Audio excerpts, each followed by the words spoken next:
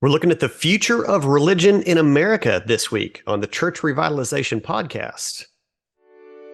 Hello, and welcome to the Church Revitalization Podcast, brought to you by the Malfers Group team, where each week we tackle important, actionable topics to help churches thrive.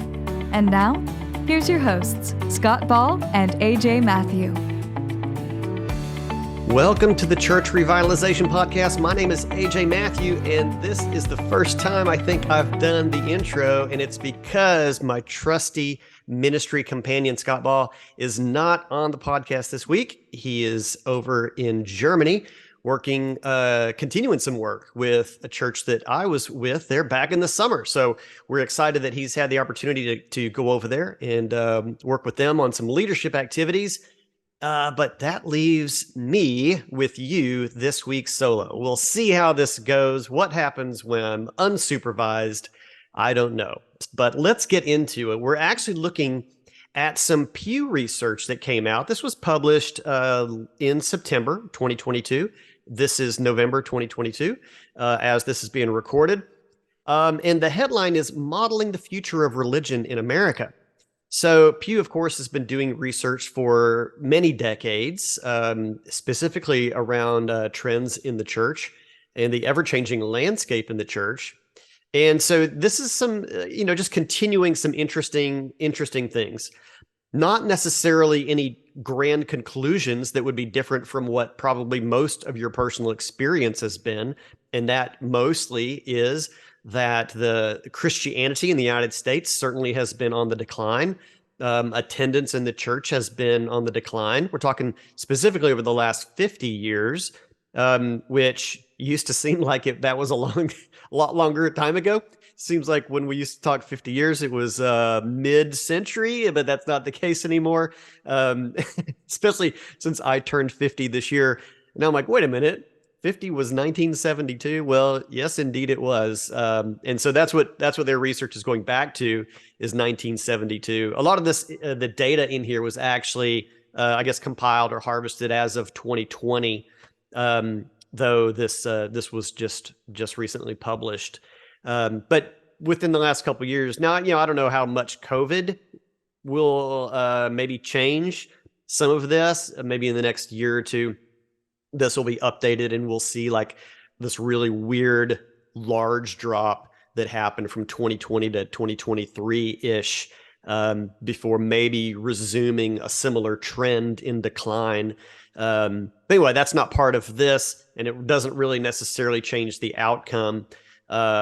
And so let's dig into this. What we're talking about, or what they've presented here, is a trend line, and the link to this will be in today's show notes. You can catch that over at malfersgroup.com/166 for this week. So there'll be a link to the article here from the Pew Research Center. But we're going to kind of just catch the overall theme of this, and that is, no surprise, the decline of Christianity in the United States.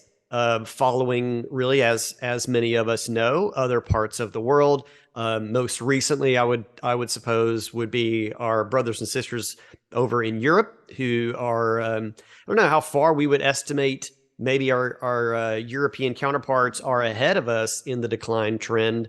I would say maybe 20 years or so ahead of the decline in the United States of Christianity.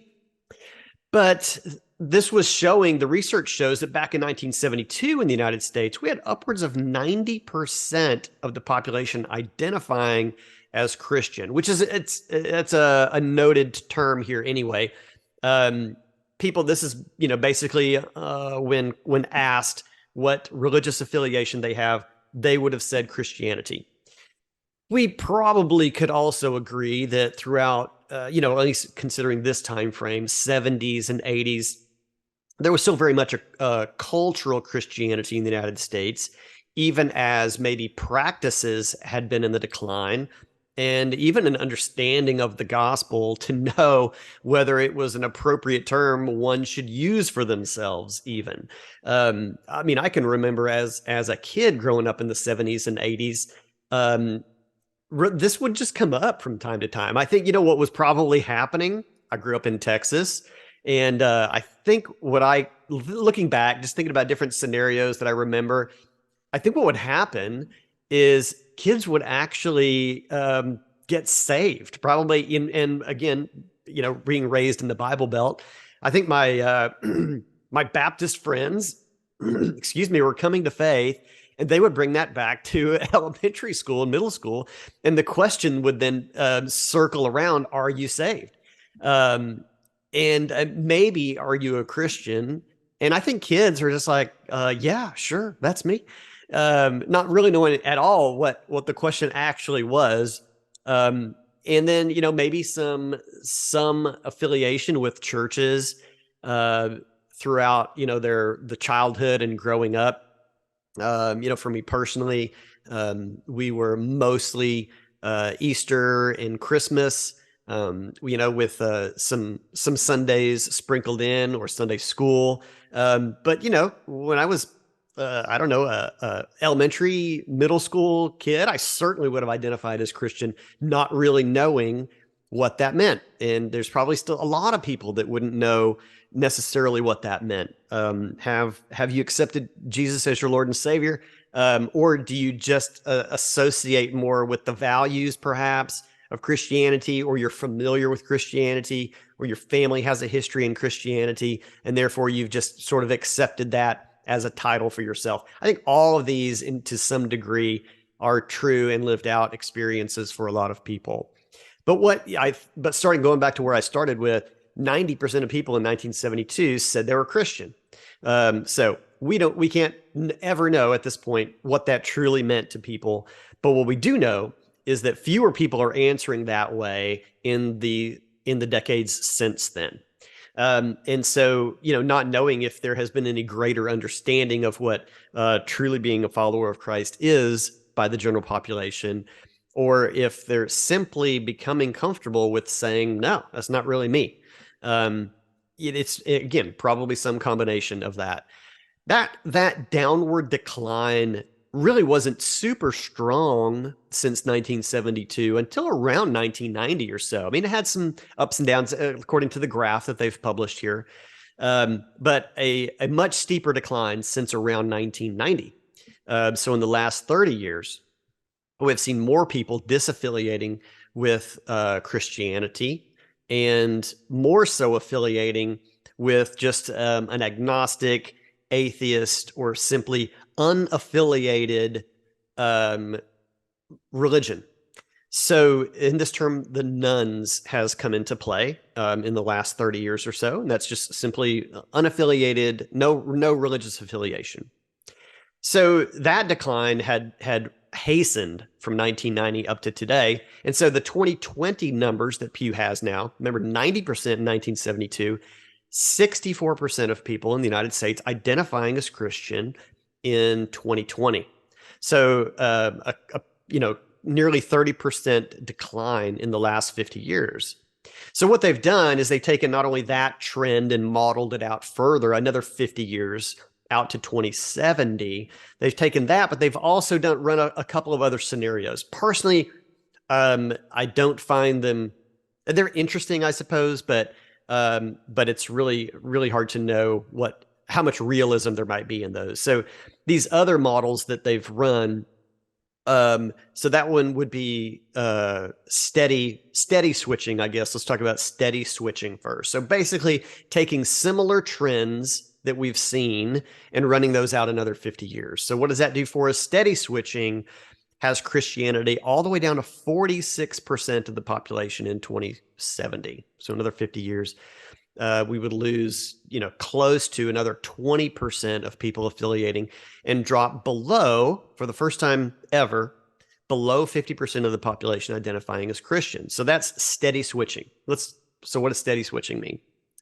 The trend previously, or up to this point, had been generationally approximately 31% of Christians becoming religiously unaffiliated, which even that number in itself, I don't know, it seems very, very high to me. I don't know how that seems to you, but 31% of people in a generation disaffiliating with Christianity, that's crazy.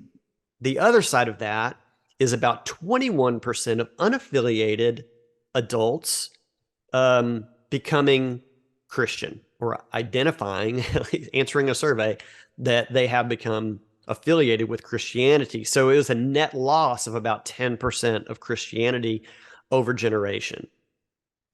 And that's where we get the trend line that they are projecting out, that we would be down to about 46% identifying as Christian by 2070. So not good numbers. I mean, no matter how you look at it, they're not good numbers. So some of the other scenarios they ran was that there would be no switching, which they say later in the article, that's obviously highly unrealistic, that for some reason there would be a line drawn and there would be no switching anymore. But they illustrate that, they put that out really as almost the best case scenario. So if like everything just stopped, we would still have a decline in the church down to about 54% identifying as Christian in 2070. So about a 10% decline. And I think the way they came up with that mostly is simply population attrition. So births and deaths, we would still see the church shrinking if people were not consciously disaffiliating. It would just be more of a generational and migration affected change in the church, just as the landscape of the culture and the population changes with no conscious change or decision-making changes in religious affiliation. So best case scenario, 54% of the population identifying as Christian in 2070. Still not good, and a significant decline. That would be over 100 years then, about 40% change in the church. So a couple of the other scenarios, rising disaffiliation, really two forms of rising disaffiliation. So this is more people than the previous trend leaving the church. They capped one, basically. So the way they phrased it was rising disaffiliation with limits. And I think that was like a 50% cap. And then a rising disaffiliation without limits. That being the worst case scenario. So people continuing to disaffiliate with the church for the next 50 years with no limits, nothing happening that would make it stop, would be down to 35% of affiliation with Christianity. 35% of the country. Boy, oh boy. I just don't even know what that would look like, as we consider today's cultural landscape. What could 35% of the population being Christian end up looking like? I don't know. That doesn't make me terribly excited. Just if we just cut it off right there and didn't talk about anything further, that would not be a terribly hopeful outlook. So, but hold on. We're not done. We're not done talking about this.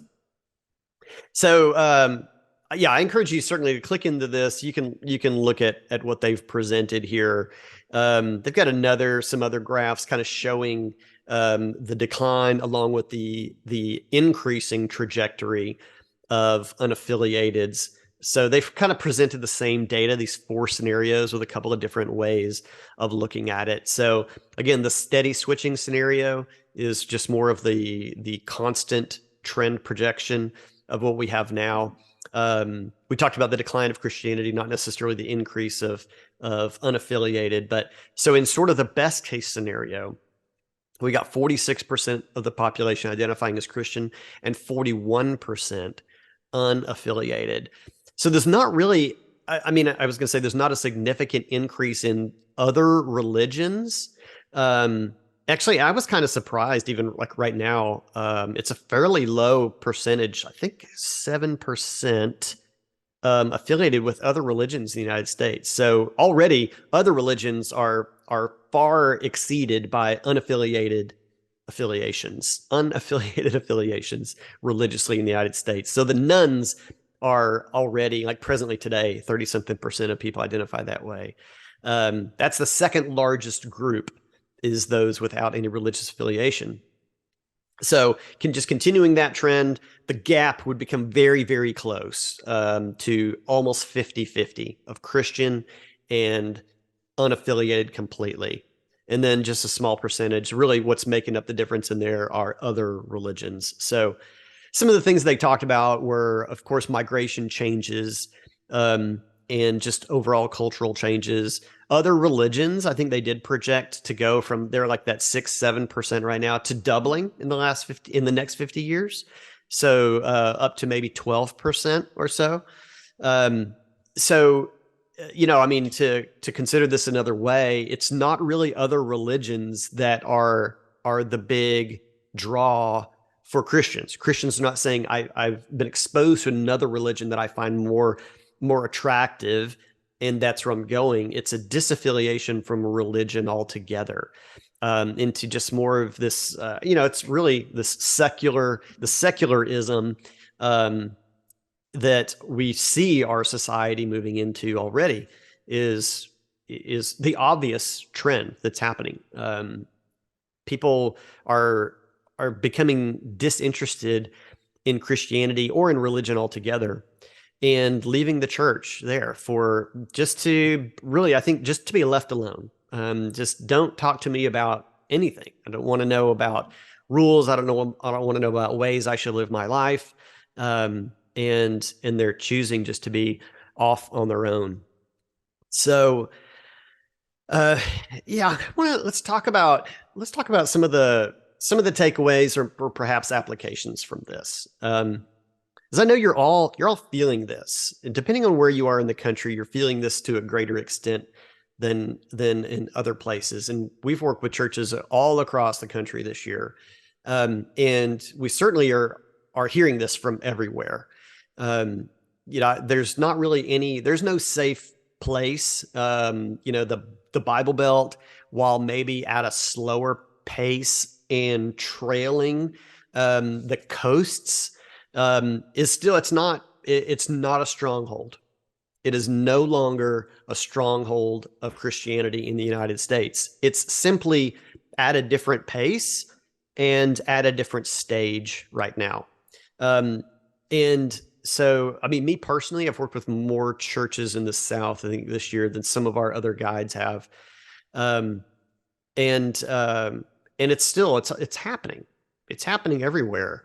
I was most recently in, Deep South USA, and cultural Christianity is not the experience there anymore.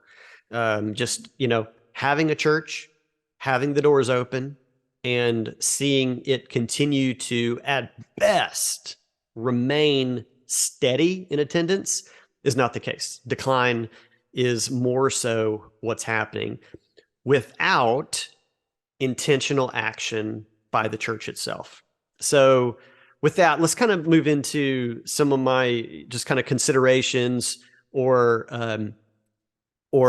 possibilities of change. Because this certainly could paint, if you just read this, you're like, okay, there we go. Things are not looking very good for us. But all right, so I just had three takeaways from this. So the first one, quoting from the report, the scenarios in this report are limited to religious identity and do not project how religious beliefs and practices might change in the coming decades. So I don't know how frustrated you might be with the term identity. It certainly means a whole lot more than it used to, but a lot of this research is based on that. And I know probably 50 years ago, if you were asked, what religious affiliation you identify with, probably had a different connotation to the hearer and the person answering a question than it would today. But regardless, people identifying as Christian, I guess what I'm trying to say, their actions may not necessarily be wholly different, regardless of what the answer to a survey might be and what their affiliation or identity is. So while we've certainly seen a cultural decline in what we might consider biblical values or Christian values, I think we may see a faster trend of people disaffiliating with the identity of Christian than we would see them disaffiliating with the identity of Christian values. And that's hopeful. That's hopeful on my part for sure. I don't know if you agree with that or not, but I think we might have an increasing number of people born and grow up in the country that won't affiliate some of the values of Christianity or out of the Bible with Christianity.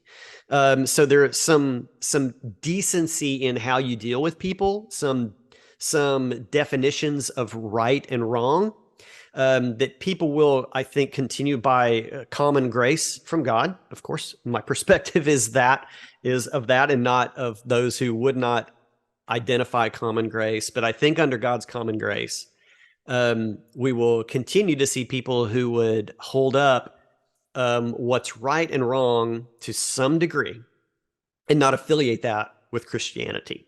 So therefore, they might not identify as Christian, but maybe not be as far off the rails as it feels like maybe the country could be 50 years from now with the decline of Christianity that way. So, and there would certainly be varying degrees of values held that might continue to have some sort of hold and not be completely pushed to the side. Some values will be stronger than others.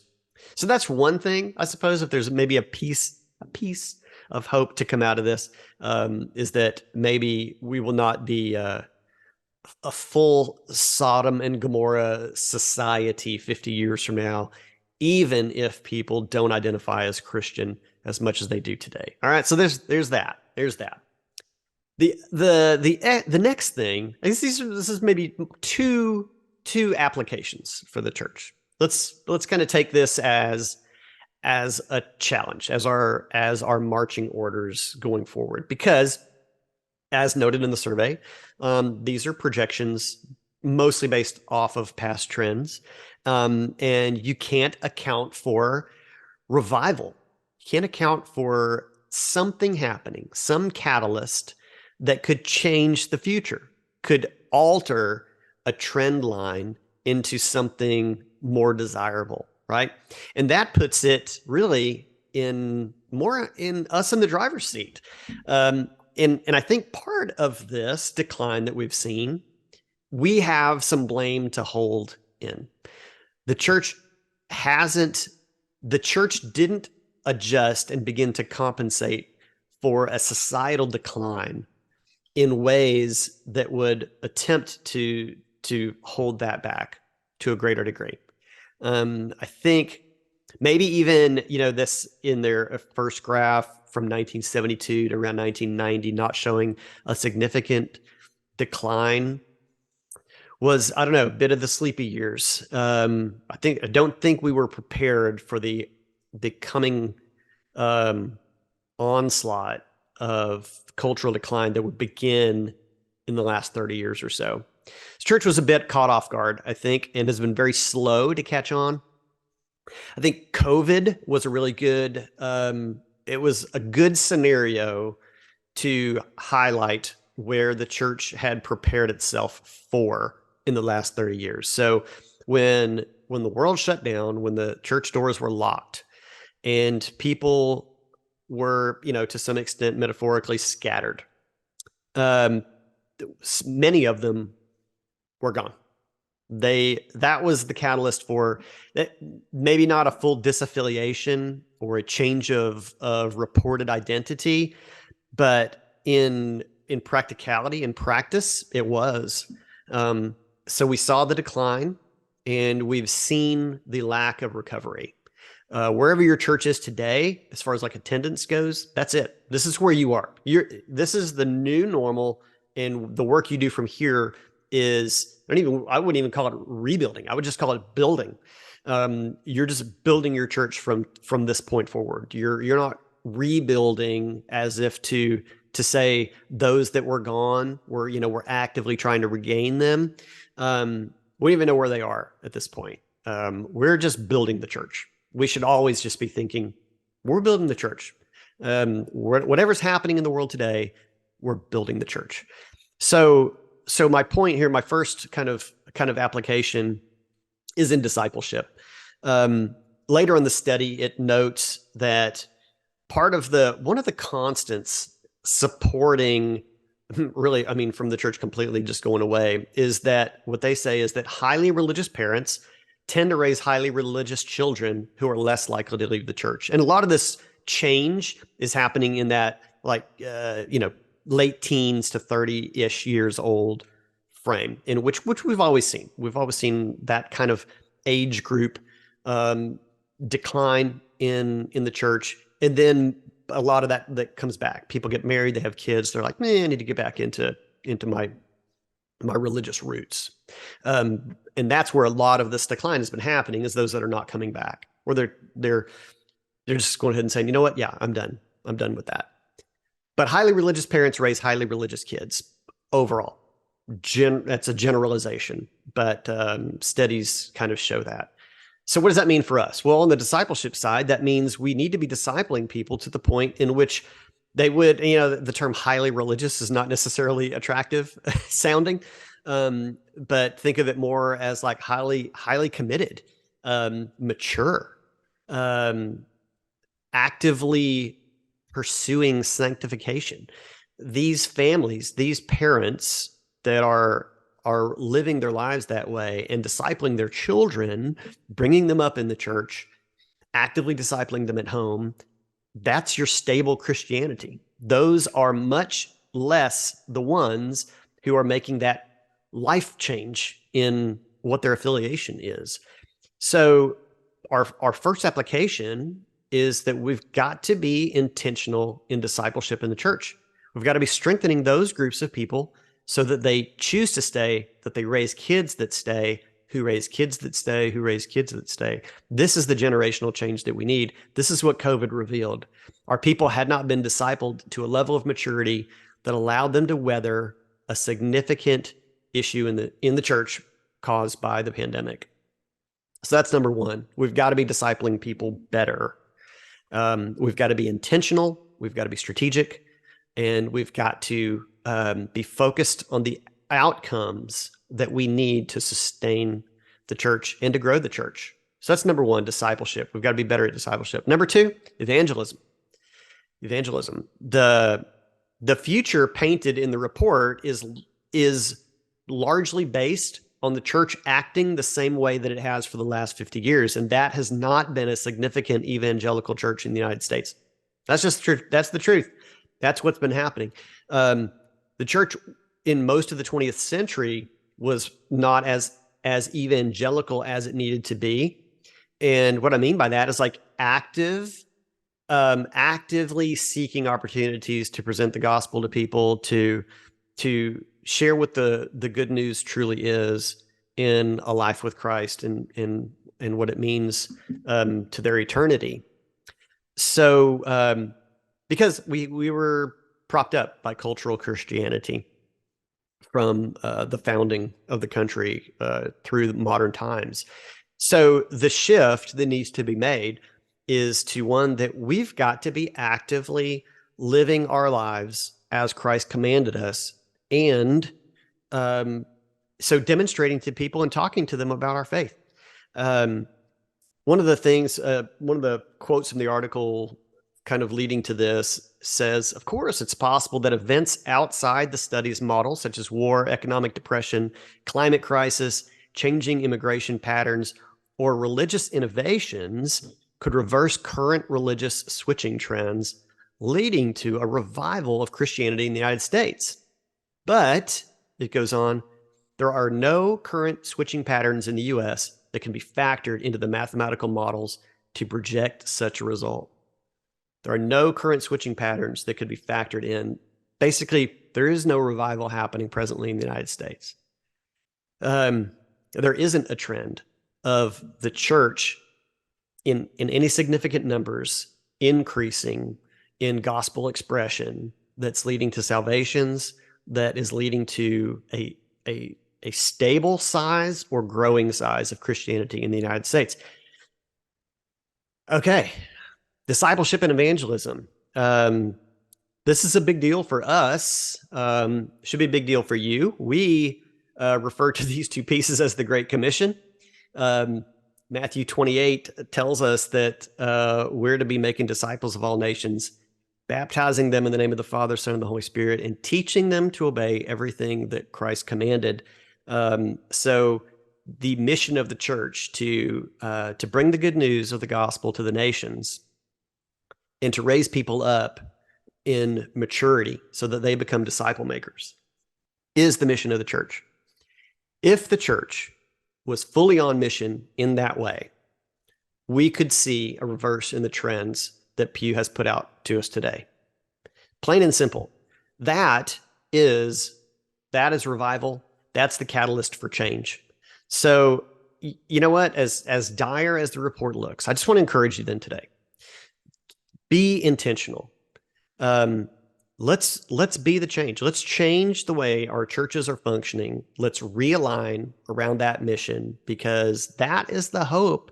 That's the hope of humanity going forward, folks. That's where we've got to be.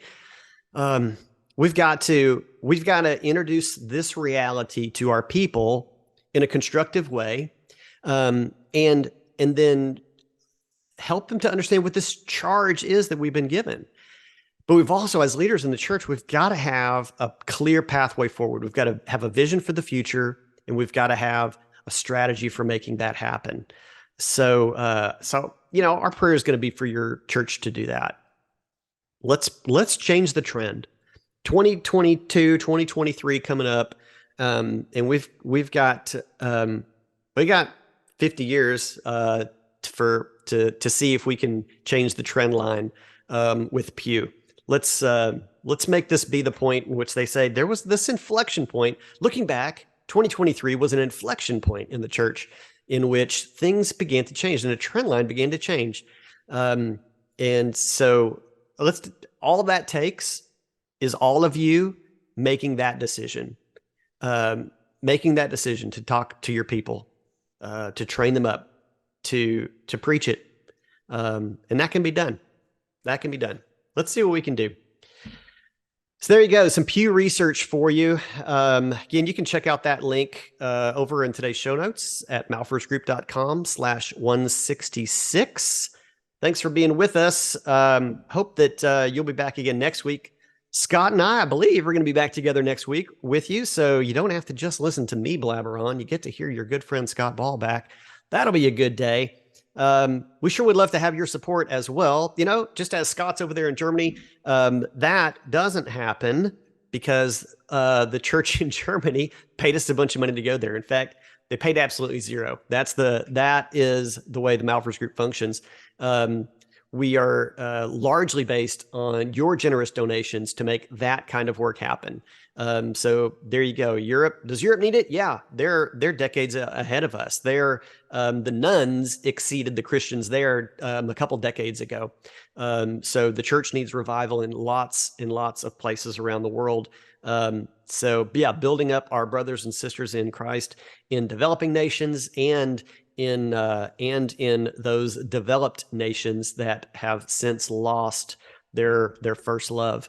And we're trying to help them get it back. So you can partner with us, again, with more information over at malfersgroup.com/donate.